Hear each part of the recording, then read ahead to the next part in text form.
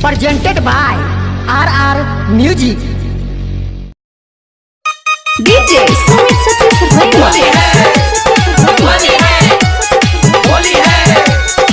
रूपम recording studio जीवा चौक मधुबनी। मिथिला नगरिया में सारा रा रा रा रा रा रा मिथिला नगरिया में होई गेलै स्वर हो।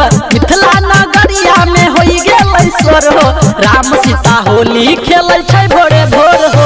राम सीता होली खेलै छै भोरे भोर हो। राम सीता होली खेलै छै भोरे भोर हो। मिथिला नगरिया में सारा रा रा रा रा रा रा मिथिला नगरिया में होई गेलै स्वर हो।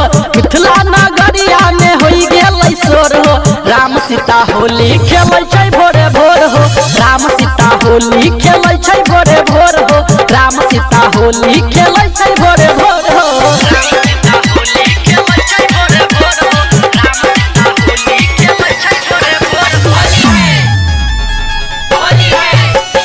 DJ Sumit Satish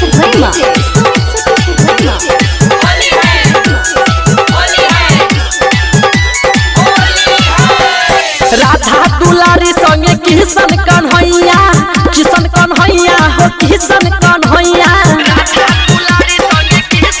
हाँ हाँ राधा दुलारी संगे किशन कन्हैया किशन कन्हैया हो किशन कन्हैया।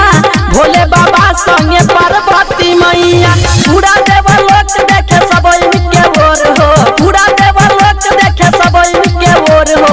राम सीता होली खेलै छै भोरे भोर हो। राम सीता होली खेलै छै भोरे भोर हो। राम सीता होली खेलै छै भोरे भोर हो।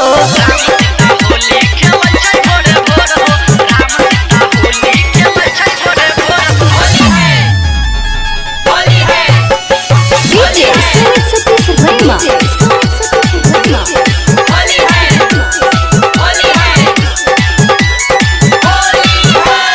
ब्रह्मोजी लाला का रंग लाला पीरा गदा भांग पीने उड़ा गाया बीरा।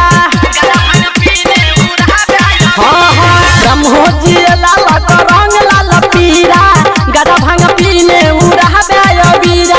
उड़ा गाया बीरा उड़ा गाया बीरा। राजा रूपम रंग बाल्टी में घोर हो।